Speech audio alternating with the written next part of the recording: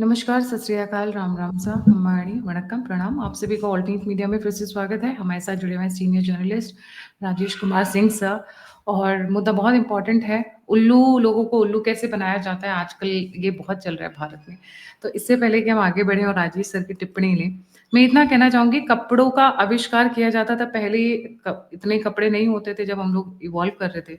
तो इंसान अपने आप को पत्तियों से ढकता था, केले के पत्तियों से अलग-अलग उनका बुना जाता था। धीरे-धीरे कॉटन डिस्कवर हुआ, कपड़े डिस्कवर हुए, तो कपड़े लोगों ने पहनने शुरू किए। और हमारा जो एंशिएंट टाइम था सर, आपने भी देखा ही है, तो जो जिस लैविश स्टाइल के कपड़े हम पहनते थे, इतनी साड़ियाँ, बनारसी साड़ियाँ, सिल्क साड़ियाँ, ये कांजीवरम साड़ियाँ, दिस साड़ियाँ, दैट साड़ियाँ, सूट में पठानी सूट, ये सूट, वो सूट, एक वैरायटी हुआ करती थी and people used to adore them, पहनते थे, मज़े करते थे।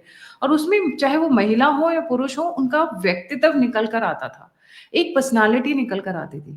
आज की डेट में भी एक जीन्स पैंट पहनकर खड़ी हुई लड़की और एक साड़ी पहनकर खड़ी हुई महिला के बीच में एक जो पर्सनालिटी का डिफरेंस है, वो समझ में आता है कि कितना अच्छा लगता है ये देखने में। बट पीछे कुछ समय से कुछ चीज़ें ऐसी हो रही हैं जो समझ ही नहीं आ रहा है कि हो क्या रहा है। मैं मेरे को नहीं समझ में आ रहा है। तो आगे बढ़ने से पहले राजेश सर, मैं ये चाहूँगी कि आप प्लीज़ थोड़ा-सा कपड़ों के ऊपर ज़रूर बोलें, क्योंकि कपड़े आई थिंक एक इंसान का एक बहुत इम्पोर्टेंट पार्ट हो जाता है सोसाइटी का, कल्चर का, ट्रेंड का, फैशन का, थिंकिंग का। जी सर। ये कपड़े तो महत्वपूर्ण हैं और जैसा कि आपने बताया कि व्यक्ति जो है वो भले ही नंगा जन्मा हो, लेकिन जब सभ्यता का विकास होता है तो उस विकास के अंदर जो है कपड़े का बड़ा महत्व होता है, सभ्यता और संस्कृति के विकास के अंदर। तो और कपड़ा इसलिए भी कि वो सुंदरता है, एक तरीके से आप अप्रिशिएट करते हैं, जो आप अपनी आपकी सुंदरता बढ़ाता है, वो एनहांस करता है, आपको एक सभ्य मनुष्यों की श्रेणी में आके लाके खड़ा कर देता है। इसीलिए कपड़े पहनना लोगों ने शुरू किया और उसी का उसका चलन हुआ, नहीं तो लोग नंगे ही घूमते रहते हैं। ऐसी कोई लेकिन अब जब आप सभ्यता की बात करेंगी, आप संस्कृति की बात करेंगी, कला की भी बात करेंगी, तो कपड़ों का तो उसमें महत्व आ ही जाएगा। पूरी फैशन इंडस्ट्री जो है वो कपड़ों के बारे में ही है। अभी पता लगा कि आजकल जो हॉट एक टाइम पे लोग इसी से डिस्टिंग्विश करते थे ना कि ये सभ्य परिवार से, अमीर और गरीब की बात नहीं होती थी। एक सभ्य परिवार से है या असभ्य परिवार से है, उनके परिधानों को देख के, उनके कपड़ों को देख के, बातचीत करने के स्टाइल को। अब जैसे इंदिरा गांधी का एक स्टाइल था और वहीं पे गायत्री देवी जी का एक स्टाइल था। वो कपड़े जैसे मतलब मैंने देखा है कि स्पेशली जो रॉयल फैमिलीज की महिलाएं होती हैं आज की डेट में, वो लोग भी फैशन करती हैं, पर वो जो साड़ी ऐसे रखती हैं, that looks so elegant and so beautiful, right? नहीं तो साड़ी पहनने को दीपिका पादुकोणे भी साड़ी पहनती है जहाँ पे उनकी पूरी क्लीवेज नजर आती है। एक ही अलग फैशन चल पड़ा है, आधा मतलब you showing half of your breast and half of your covering it up, that is also way. But हम इतनी बातें कपड़ों के ऊपर क्यों कर रहे हैं? क्योंकि मैं एक छोटा सा वीडियो दिखाना चाहूंगी सर। उनको क्या नहीं बस अब कर टाइट गुड वन आयुषी, ये बढ़िया है, वेरी गुड। मेरा इधर एंड ब्रेव एंड डेयरिंग और डेयरिंग है रे बाबा। हां वेरी गुड मुस्कान। वन स्टार्ट भाई कुछ दे दो ना उनको, क्या नहीं बस अब कर टाइट गुड वन आयुषी, ये बढ़िया है, very good. Yes, I've seen it. Yes, I can see the visual. जी सर। ये आप कपड़े की बात कर रहे थे, कपड़े टावल लपेट के सबके सामने, जहाँ पे बॉयज भी बैठे हुए हैं, टावल लपेट के, टावल के अंदर से ब्रा निकाल के और ऐसे लहरा कर फेंकते हुए, इनके मम्मी पापा कितने गौरवान्वित हुए होंगे आज। जी सर। इनके मम्मी पापा का पता नहीं, ये लोग तो मम्मियां लग रही हैं स्वयं, इतनी भोंडी हैं ये सब। अगर कभी कभी होता है कि आदमी का शरीर सौष्ठव होता है, सुंदरता होती है शरीर की, नग्न शरीर की भी अपनी एक सुंदरता होती है, तो ये तो बदसूरती है। जिस तरीके से ये हो रहा है, ये जो भोंडापन है, ये तो बहुत सस्ती चीज है। ऐसा नहीं है कि हमारे देश के अंदर, अगर आप देखें हमारी संस्कृति के अंदर जो है स्त्री शरीर का या पुरुष शरीर का वर्णन हमारे बड़े बड़े कवियों ने, चाहे वो कालिदास रहे हों या बाकी के सारे कवि रहे हों, बिहारी रहे हों, हमारे यहाँ श्रृंगार रस हमेशा रहा है। लेकिन ये श्रृंगार नहीं है, ये तो भोंडापन है, ये संस्कृति और सभ्यता की दृष्टि से कहीं भी किसी तरीके से सुंदर नहीं है। कभी-कभी हम एक आप लिबर्टी दे सकते हैं। मान लीजिए कोई ड्रेस डिजाइनर है, वो एक स्त्री शरीर को या पुरुष शरीर को के शरीर सौष्ठव के हिसाब से अपने उनके परिधानों को डिजाइन करता है। ये कभी-कभी होता है और वो हो सकता है कि उसके अंदर कुछ आदमी को उसमें नग्नता भी थोड़ी नजर आए देखने वाले को, जो बहुत ज्यादा कंजर्वेटिव कोई है। लेकिन एक उसमें सबसे बड़ी बात यह है कि उसमें कुछ न कुछ तो ऐसा है, बैलेंस है, सब कुछ है। ये तो भोंडा, बहुत ही घटिया दर्जे का ये सब कुछ है। तो जो इसको देख रहा होगा वो टिटिलेट एक तो करने के लिए उसको किया जा रहा है, इसको कंट्रोवर्शियल बनाने के लिए किया जा रहा है। लेकिन इसमें कहीं भी कुछ भी ऐसा नहीं है जिसको आप कह सकें कि ये कुछ कहीं भी सुंदरता नाम की चीज तो उसके अंदर है नहीं। वो स्त्रियां भी सुंदर तो नहीं लग रही हैं, वो तो भद्दी ही लग रही हैं वो सब देखने में। तो उनके माँ बाप भी अगर उन स्त्रियों को देखेंगे तो कहेंगे कि तुम लोग इतनी भद्दी लग रही हो। इस तरह का आप एक तो इस तरह के खेल में जो ये गेम शो है किसी चैनल पे, जो भी टीवी चैनल है वो, उसमें ये गेम शो है, ये सब भद्दगी है, ये सब तो बेहूदगी है। और कोई भी बेहूदगी इस तरह की होगी तो किसी को अच्छी थोड़ी लगेगी। तो ये भी जो देखने वाले हैं वो बेहूदे लोग ही इसको देखेंगे। गनीमत यह है कि आम व्यक्ति, सामान्य व्यक्ति भी अगर गलती से भी इसको देखेगा तो इसको लगेगा कि ये क्या हो रहा है, वो नहीं देखना चाहेगा इसको। तो लेकिन हो ये रहा है कि ये जो चीज मेन स्ट्रीम नहीं थी गायत्री जी, उसको मेन स्ट्रीम करने का प्रयास किया जा रहा है। जैसे कि पोर्नोग्राफी मेन स्ट्रीम नहीं थी, लेकिन ये सॉफ्ट पोर्नोग्राफी दिखा के उसको मेन स्ट्रीम किया जा रहा है। उसका सबसे बड़ा इंपैक्ट कहाँ हो रहा है? जहां तक अपर क्रस्ट है तो उसका तो कोई मॉरल कोई स्टैंडर्ड नहीं है, वो कुछ भी हो सकता है। एक आदमी 5 शादियां भी कर सकता है, 20 महिलाओं के साथ सो सकता है, एक महिला 20 पुरुषों के साथ सो सकती है। वो एक अपर क्रस्ट जो जिसे हम कहते हैं।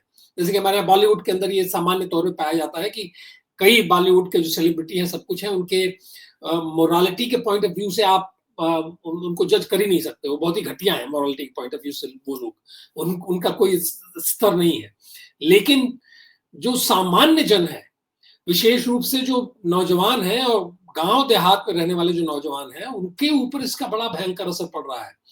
और इस चीज को कोई समझ नहीं रहा है, क्योंकि पहले वो एक्सेसिबल नहीं था। ऐसा नहीं था कि लोगों के अंदर ये सब उल्टी सीधी बातें नहीं होती थी। जैसे कि ये जो मुसलमानों का ही लिया हुआ है, जो लोगों ने ले लिया है कि स्त्री को माल कहना, जो माले गनीमत से ही। और मुझे याद है कि यंग डेज में जब लड़के आपस में बात करते थे तो किसी भी लड़की को माल ही कह के एड्रेस करते थे। मुझे लगता है कि वो परंपरा थोड़ी बहुत चलती थी, लेकिन मेन स्ट्रीम नहीं होती थी। अब वो इतनी ज्यादा हो गई है कि लोग पढ़ाई लिखाई छोड़ के यही सब करने में लगे हैं, और उसमें दुनिया भर की कमाई होती है। ये सारे चैनल जो है वो पेड चैनल है। उल्लू टीवी है या आल बालाजी, ये पेड चैनल है। लोगों से पैसा लेके वो उनको ये सारा कंटेंट दिखाते हैं और लोग देखते हैं। तो मुझे तो कई लोगों ने बताया कि राजेश जी आपको पता नहीं है किस हद तक ये प्रभावित कर रहा है यंग लोगों को। पढ़ना लिखना छोड़ के इन्हीं सब चीजों में ये सारे लोग लगे हुए हैं। फिर उसका एक दूसरा अगला स्टेप ये होगा कि लड़कियां विशेष तौर से, उनको लगेगा कि अरे इसमें तो कमाई भी है, तो वो इस दिशा में ही जाएंगी। अगर उनके लिए और भी कोई संभावनाएं हैं कि अच्छी पत्नी बने, अच्छे वैज्ञानिक बने। अभी मेरी एक रिसर्च स्कॉलर है, उनसे बात हो रही थी, कह रही थी कि स्टेम में तो कोई आ ही नहीं रहा है आजकल। ये जो साइंस एजुकेशन कोई उसके लिए तैयार नहीं, तो रिसर्च के लिए जो एक रिसर्च स्कॉलर्स जहां से चाहिए, जो एक कैचमेंट एरिया होता है, वो आई नहीं। तो कहां से अच्छे रिसर्चर मिलेंगे, कहां से अच्छे साइंटिस्ट हमको मिलेंगे, जबकि यही मेन स्ट्रीम हो गया है। ये सारा जिस तरह का घटिया एंटरटेनमेंट मेन स्ट्रीम हो जाएगा, तो हमारे यहाँ बालक बालिकाओं पे इसका बहुत बुरा असर पड़ेगा, क्योंकि उनको आप सेक्सुअलाइज कर दे रहे हैं। और बहुत यंग एज में लड़के लड़कियां इसको तो एक्सेस कर सकती हैं। कुछ पैसा देना है और आप देखिए उस टेलीविजन चैनल पे। जब ये होना शुरू करेगा, जब शुरू हो जाएगा, तो लोगों की सब कुछ व्यक्ति का फोकस इसी के ऊपर चला जाएगा। जो सेक्सुअलाइजेशन जो हो रहा है हमारे समाज का, और इसका सबसे बुरा इंपैक्ट जो है वो गरीब और उस तबके पे पड़ता है जो जिसको लगता है कि ये अनूठी कोई चीज है, इसको देखें। और उसके ऊपर सबसे ज्यादा इंपैक्ट पड़ता है, उनका शोषण सबसे ज्यादा होता है। वो गरीब बालक ही जो है, वो यंग लोग जो है ना, वो अपना पैसा खर्चा करके उल्लू टीवी देखते हैं, क्योंकि बाकी लोगों को तो बहुत हाई क्लास पॉर्न अवेलेबल है, जो बड़े बड़े लोग हैं वो लोग तो फ्लोर शोज जाके देखते होंगे, सब कुछ करते होंगे, विदेशों में जाके ब्रॉथल्स देखते होंगे, वहाँ हाई क्लास ब्रॉथल्स का आनंद उठाते होंगे, चाहे वो थाईलैंड में हो या जर्मनी में हो, कहीं भी हो। लेकिन जो गरीब तबके के लोग हैं, वो जो यंग लोग हैं, जिनको आवश्यकता है कि वो अपनी सारी ऊर्जा अपने आप का विकास करने में लगाएं, वो इस दिशा में जब चले जाते हैं तब तो और खतरा पैदा होगा। विशेष रूप से जो लड़कियां हैं उनके लिए तो सबसे बड़ा खतरा है। इनको किसी तरीके से जो है, अगर इसीलिए आप देख रही हैं कि ये सारे जितने भी ये जो लव जिहाद वाले केस हो रहे हैं, गरीब तबके के लोग ही हैं जिनको ये बहला फुसला के सब ले जाते हैं, हुक्का बार में ले जाते हैं, उनको ड्रग एडिक्ट बनाते हैं, और इसके बाद ट्रैफिकिंग का खेल शुरू होता है। तो बहुत गंदी परिस्थितियों का निर्माण होगा भारत के अंदर, और हमारी पॉपुलेशन इतनी ज्यादा है, इसीलिए सरकार की जिम्मेदारी है कि इसको कंट्रोल करे। क्योंकि हमारे तरह की जो जनसंख्या है, उस जनसंख्या में अगर कोई चीज छोटी भी शुरू होगी, एक बार उसका विस्फोट होगा तो आप उसको कंटेन नहीं कर सकते, इसलिए बहुत महत्वपूर्ण है। इसलिए जो भी प्रयास इस सिलसिले में इस दिशा में किए जा रहे हैं, उनको बहुत महत्वपूर्ण मान के चलना चाहिए। इससे पहले कि मैं शिल्पा शेट्टी और एकता कपूर पर आऊं, आपको नहीं लगता ये जो चीजें दिखा रहे हैं, क्योंकि आपने गरीब तबके की बात की, अगर आपको याद है तो निर्भया केस हुआ था, याद है? उसमें जितने भी इन्वॉल्व थे, they none of them were middle class, they were all जो अपना लोअर स्टार्ट है उससे।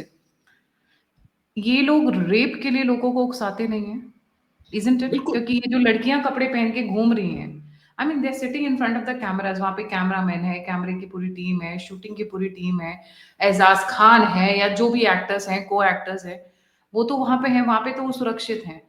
पर ऐसा नहीं लगता कि जो नॉर्मल लड़की जिंदगी जो जा रही है, आ रही है रात को और इस तरीके की शोज देखकर, फिर ये बोलेंगे कि आप अपनी कामुकता पर वो पाइए। मैं justify, I am not trying to justify anything of that sort, I am trying to look into the factors कैसे हो जाता है, because everything about world is not justification. आप सर हर चीज को सही और गलत के पैमाने में नहीं नाप सकते, इंसान है, इसलिए मैं ये बोल रही हूँ कि इंस्टिगेट करते हैं। वो भी एक सभ्यता का परिचायक है कि जैसे मान लीजिए आप स्त्री हैं या पुरुष हैं, क्या वेशभूषा आपकी किन परिस्थितियों में होनी चाहिए, इतनी समझ तो आपके अंदर होनी चाहिए ना। यदि आप मंदिर में जा रहे हैं तो आपको पता होना चाहिए किस प्रकार की वेशभूषा होनी चाहिए। तो आप कितने भी स्वतंत्र होना चाहते हैं कि भाई हमें तो अभिव्यक्ति की स्वतंत्रता है, और कपड़ा पहनना भी एक अभिव्यक्ति की अभिव्यक्ति है, इसलिए हम जो भी कपड़ा पहने हमें अलाउ किया जाए, ठीक है आप करिए। लेकिन एक जो सामान्य सभ्यता और संस्कृति है कि आप कहीं किन्हीं परिस्थितियों में किसी से मिलने जा रहे हैं, किसी अपने बड़े माता पिता से मिलने जा रहे हैं, कहीं किसी अध्यापक से मिलने जा रहे हैं, कहीं आप अपने नाना नानी दादा दादी से मिलने जा रहे हैं, तो उसमें अपने आप को संभाल के जाइएगा। वो अपने आप में एक उत्तरदायित्व तो आपका है कि अपने आप को सही तरीके से सही वेशभूषा में रखते हुए ले जाएं। अब ये पूरी बात ही खत्म अगर कर दी जाएगी तो सभ्यता कहाँ रहेगी, संस्कृति कहाँ रहेगी? बालक बालिकाएं जो हैं उनके लिए फिर तो कोई सीमा नहीं रहेगी। जब सीमा नहीं रहेगी तो फिर तो हम सब लोग देखेंगे कि घर घर में पॉर्न इंडस्ट्री खड़ी हो रही है। तो सर एक चीज आपने और नोटिस की है इसमें, इसके हिसाब से it is always easier to have a woman in the brothel than to have a woman, जैसा आपने बोला स्टेम में कोई नहीं आ रहा है, साइंटिस्ट नहीं बन रही है, वहां मेहनत लगती है, रात भर काम करना पड़ता है, मतलब कमर तोड़ मेहनत लगती है। आप किसी भी रिसर्चर्स के पास चले जाइए, साइंटिस्ट के पास चली जाइए, वुमेन की बात करिए, इंजीनियर्स के पास चली जाइए। टेसी थॉमस का मैं एग्जांपल दे रही हूँ, the one who was involved in the Mars mission, जिसके ऊपर अक्षय कुमार ने मूवी भी बनाई थी।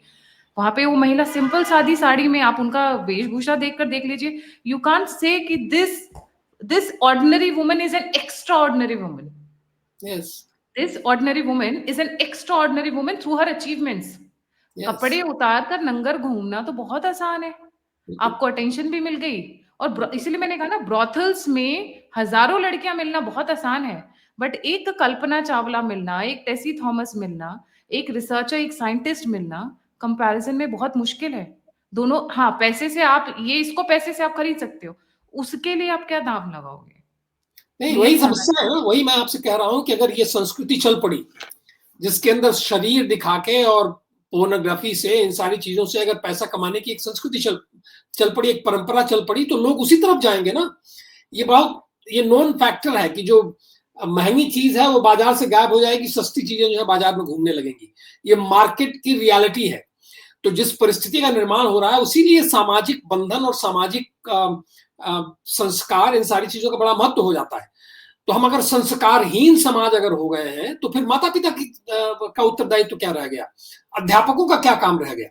और अगर हम इसको एनकरेज कर रहे हैं फ्री एक्सप्रेशन के नाम पे, अगर हम इसको बहुत ज्यादा जरूरत, मैंने इस पे एक टेलीविजन सीरियल बनाया था नया जमाना, जिसमें मैंने इस चीज को दिखाया था, जिसमें मैंने दिखाया था कि कैसे एक मेड सर्वेंट की बेटी जो है उसका उसी का सौतेला पति अपनी बेटी को ये स्ट्रीट वॉकिंग में और ये प्रोस्टिट्यूशन के अंदर ठेल लेता है, और लड़की को लगता है कि माँ तो उसको सबका जूठन लाके खाने के लिए देती है, तो लड़की अपने माँ से घृणा करती है इसलिए कि माँ घर घर में जाके बर्तन मांजती है।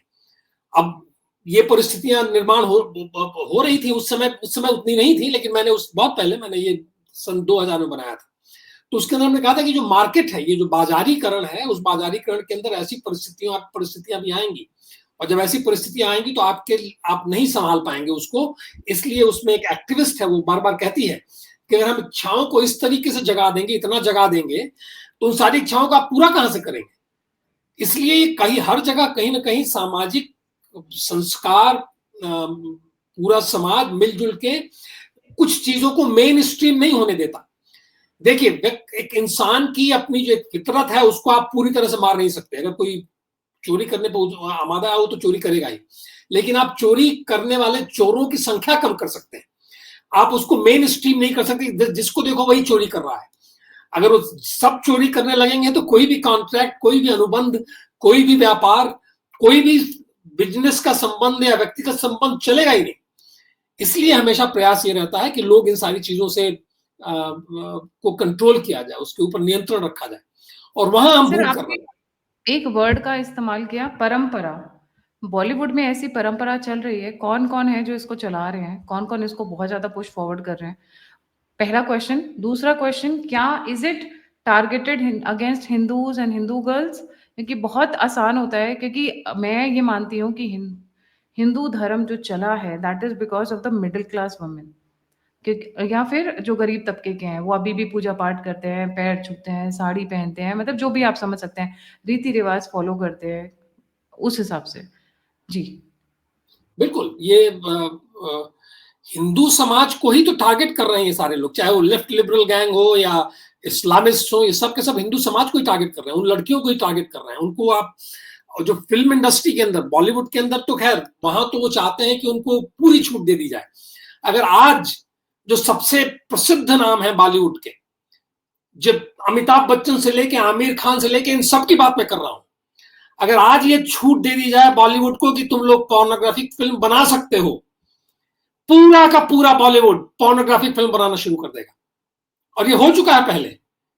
एक बार परिस्थिति ये थी कि ये फिल्में जो बनती थी ना पोर्नोग्राफिक, जिसमें उसे बिट्स कहा जाता था, बिट्स का सिनेमा कहा जाता था, तो एक पूरी फिल्म बनती थी जिसमें एक कथा रहती थी, और उस फिल्म में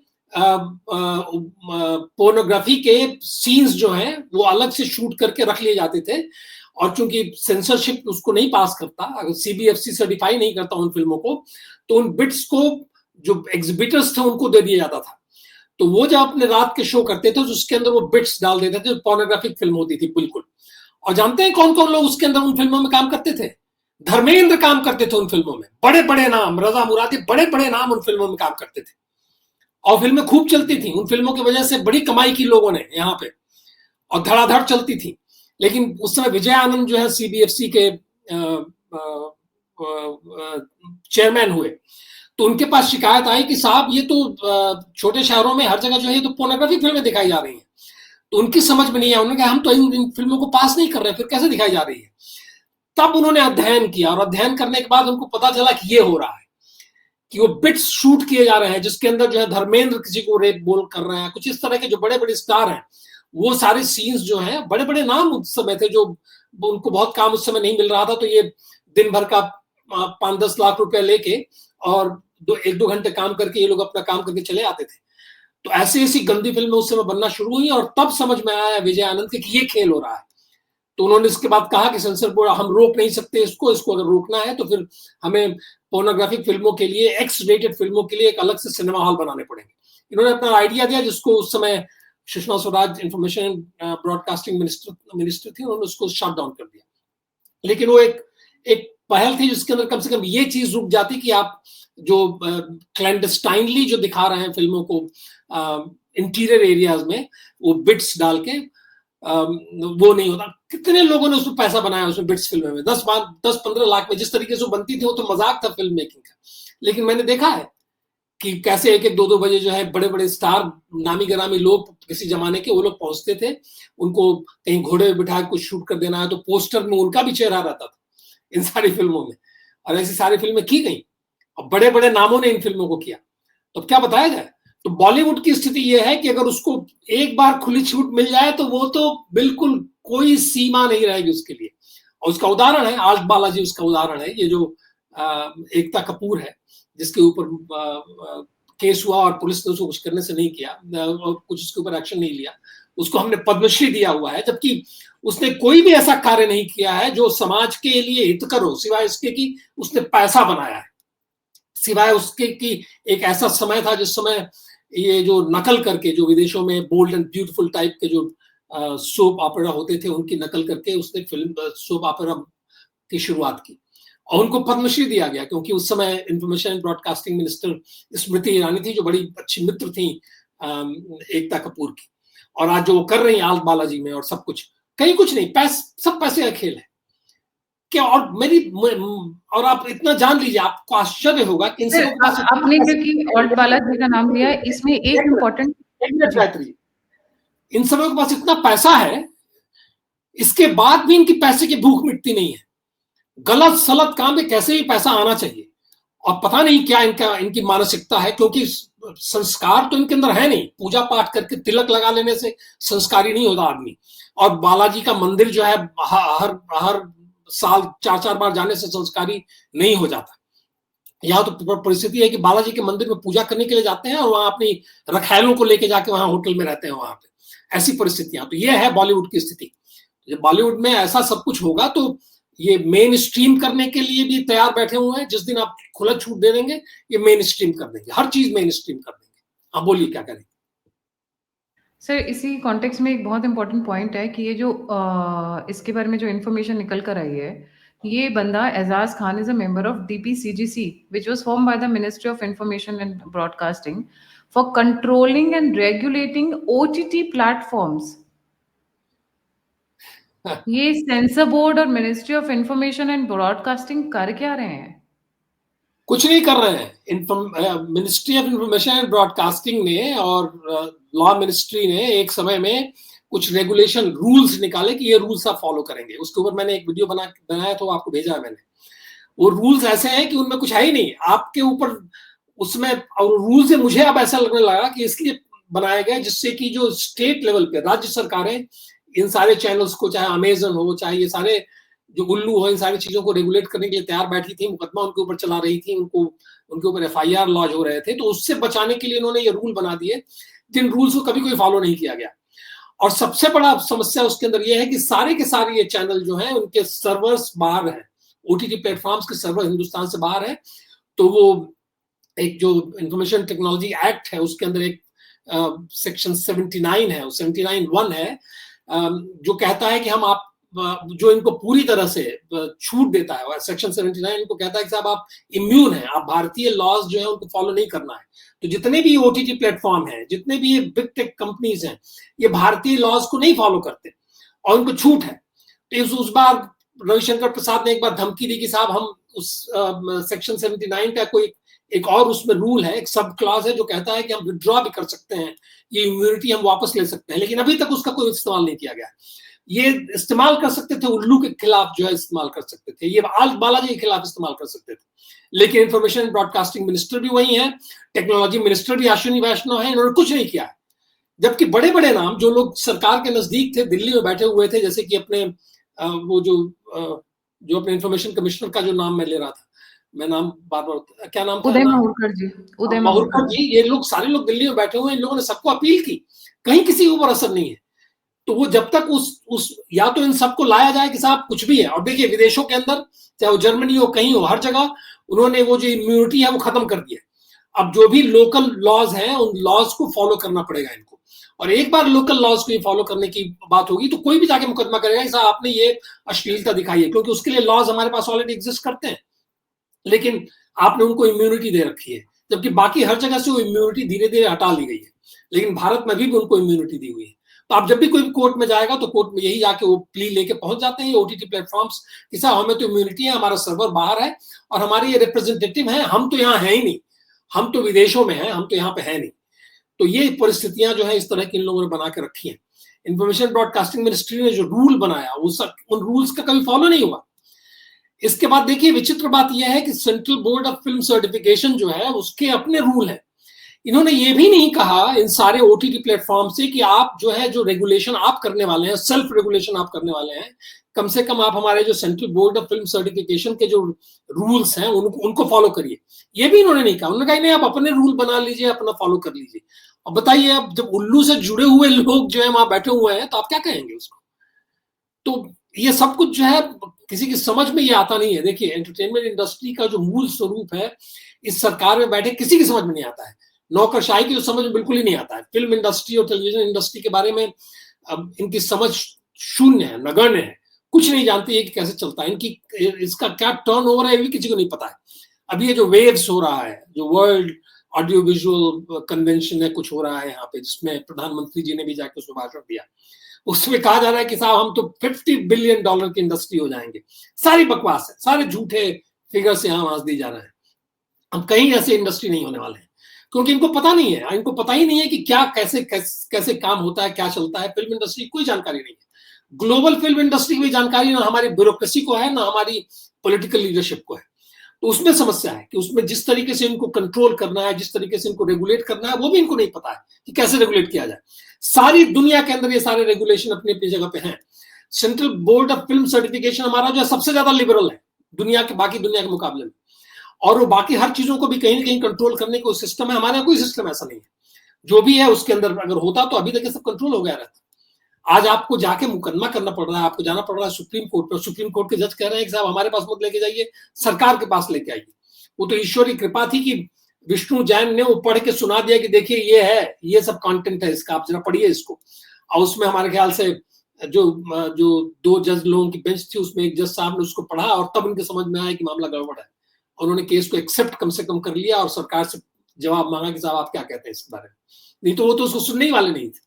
तो ये जो सबसे बड़ी जो ये खतरा जो मंडरा रहा है, जिस तरीके से समाज को पूरा नष्ट विनष्ट करने का, और कहीं कोई फर्क नहीं पड़ता है। बॉलीवुड के और इन सारे एंटरटेनर्स को समाज खत्म हो जाए उनको कोई फर्क नहीं पड़ता, क्योंकि उनका स्वयं का समाज ऐसा है। तो जो और उनको लगता है कि अगर ये मेन स्ट्रीम हो जाता है तो हमारी जो हमारे ऊपर जो हमारी मोरालिटी के ऊपर जो क्वेश्चन खड़े किए जाते हैं वो नहीं खड़े किए जाएंगे। शायद यही कारण है कि इनको कोई चीज किसी चीज की जिम्मेदारी समझ में नहीं आती। ये सारे जो बॉलीवुड के स्टार हैं, इनके लड़के लड़कियां कहाँ जाते हैं? सारे ड्रगिस्ट हैं, सारे के सारे इन्हीं सारी चीजों में इन्वॉल्व हैं। किसके क्या रिलेशनशिप किसके साथ चल रहा है किसी को पता नहीं है। तो जो इमोरल स्थिति है उसको पूरे समाज के ऊपर थोप देना चाहते हैं, बिना जाने बूझे कि अगर आपने वो किया तो एक बड़ी विस्फोटक परिस्थिति का निर्माण होगा और किसी के संभाले नहीं संभलेगा। घर घर में रेप होंगे, सड़क सड़क पे लोगों को, लड़कियों को छेड़ा जाएगा, आप रोक नहीं पाएंगे। अगर योगी जी रोमियो स्क्वाड बनाते हैं तो कितने लोगों को रोके आप? उत्तर प्रदेश के अंदर सब कुछ होने के बाद, इतनी पुलिस इतनी सजग और सतर्क होने के बाद भी, और सारे कानून होने के बाद भी उत्तर प्रदेश के अंदर बलात्कार के केसेस रुक गए हैं क्या? उनको वहां शोहदे जो है अभी भी लव जिहादी शोहदे जो है लड़कियों को छेड़ रहे हैं।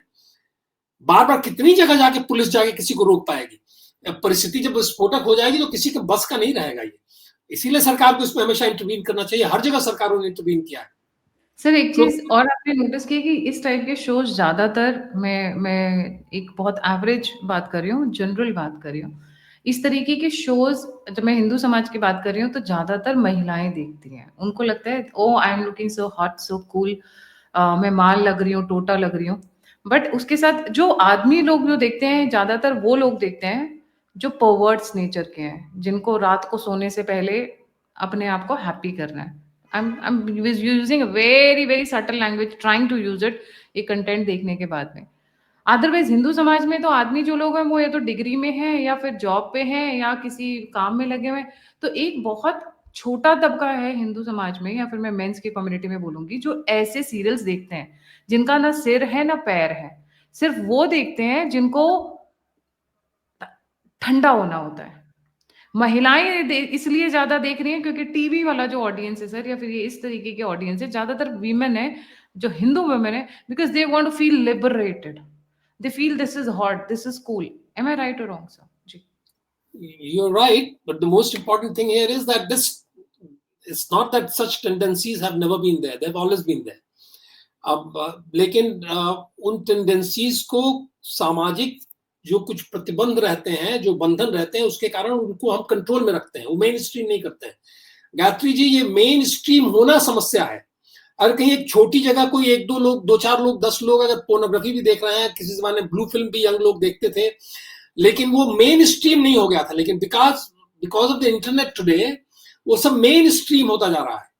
और वहां अगर आप नहीं कुछ कर पा रहे हैं, अगर कुछ करने का प्रयास नहीं कर रहे हैं, और आपको सारी टेक्नोलॉजी उपलब्ध है, आप चाहें तो उसको रोक सकते हैं। अगर उसके बारे में आप गंभीर नहीं है तो ये बहुत बड़ी मूर्खता कर रहे हैं। आप ऐसी एक विस्फोटक स्थिति का निर्माण करने वाले हैं जहां आप कुछ नहीं कंट्रोल कर पाएंगे। तो अब स्थितियां बन रही है ना, जिसमें कि जिस तरीके से बॉलीवुड ने एनकरेज किया है कि महिलाएं शराब पिए, सिगरेट पिए और सब कुछ करें, उसमें स्थितियां ऐसी बन रही है कि शराब पी के लड़कियां शाम को कितने नाटक होते हैं टैक्सी वालों के साथ, ऑटो रिक्शा वालों के साथ, क्या क्या खेल होते हैं, और एक्सट्रीम हद तक। तो ये पूरे परिवार को, जो हमारा जो परिवार की संस्था है, उसको तोड़ने के ये सारे प्रयास अपनी अपनी जगह पे हो रहे हैं, कभी जाने में और कभी अनजाने में। अब बॉलीवुड के जो सारे प्रयास होते हैं वो तो बस पैसे के लिए होते हैं, तो एक तरीके से आप उन्हें अनजाना कह सकते हैं कि भाई अनजाने में ही हो रहे हैं, उनको पता नहीं है कि वो क्या कर रहे हैं, ऐसा आप कह सकते हैं कुछ लोगों के बारे में। लेकिन कुछ लोग तो ये जानते हैं कि हम जो कर रहे हैं पैसे के लिए कर रहे हैं, कुछ जूसी स्टफ चाहिए। देखिए, फिल्म इंडस्ट्री सारी दुनिया के अंदर बड़े से बड़ा फिल्म मेकर, अगर आप कोई फिल्म देखने जाएं तो उसमें बेडरूम सीन्स की या किसी भी सेक्सुअली ओवर्ट सीन की आवश्यकता नहीं है, चाहे वो हॉलीवुड की फिल्म हो, चाहे वो वर्ल्ड सिनेमा हो, कुछ भी हो, कुछ आवश्यकता नहीं, जब तक कि फिल्म का विषय ही सेक्स ना हो। अगर फिल्म का विषय सेक्स हो तो आप जो भी करना है करें, लेकिन वैसे उसकी आवश्यकता नहीं है। फिर भी सारे फिल्म मेकर्स जिससे कि कुछ जूसी चीज ऐसी डाल दें जिससे कि लोग जो है मक्खियां जो है की तरह भिनभिनाते हुए आके उनकी फिल्में देखें, सबने ये काम किया, सबने ये धंधा किया। फिल्म लेखक, फिल्मकारों की बात छोड़ दीजिए, राइटर्स ने ये किया है। अगर आप कुछ बड़े बड़े राइटर्स ने, चाहे मारियो पूजो हो, सारे हो, अगर कुछ आप सेक्सुअली इंटरेस्टिंग और टिटिलेटिंग कोई सीन अगर अपने लिटरेचर के अंदर डाल दे रहे हैं, अपनी कथा में डाल रहे हैं, तो वो अचानक लोग उसको पढ़ने लगते हैं, चाहे वो गॉडफादर हो या कोई भी हो। तो ये उपयोग सबने इसका किया है, लेकिन फिर भी वो मेन स्ट्रीम नहीं हुआ है। लेकिन इंटरनेट के एडवेंट के साथ जो है, के आने के साथ ये मेन स्ट्रीम होने लगा। इसलिए बहुत ही महत्वपूर्ण है कि हम इसको नियंत्रित करें, इसके लिए कुछ सोचें, इस दिशा के अंदर कुछ तगड़े कदम उठाएं। जी, thank you so much sir for joining. जाने से पहले सभी व्यूअर्स से रिक्वेस्ट है, प्लीज ऐसे सीरीज से, ऐसे उनसे अपने फैमिली को, अपने बच्चों को, सबको दूर रखिए। Please stay away from them. Nothing is going to come out good with series like this, जहाँ पे मतलब हम अपने भाइयों को टच नहीं करते हैं और ये इनकी गोद में बैठी हुई हैं, जो मैंने पिक्चर्स पर दिखाई हैं। आई मीन मैं I am running short of words, decent words to describe the situation. So I will let it go and I will leave it to the judgment of my viewers. Please comment करें, बताएं हमें कौन कौन से Bollywood stars के बारे में आप लोग कितने सीक्रेट्स जानते हैं, इस टाइप के लिखिए, कमेंट करिए। हाँ, बहुत जरूरी है, और मैं इस वाले वीडियो के कमेंट्स जरूर पढ़ूंगी, बिकॉज हमें पता तो चले कि एकता कपूर तो थी, एजाज खान था ही था, और कितने लोग हैं जो इस धंधे में लगे हैं। मैंने सुना है कोई लंबू महाराज है, वो उनका पार्ट टाइम काम भी था लड़कियां का सप्लाई करने का। अब हाउ ट्रू और false we don't know, but we hear these things from the social media.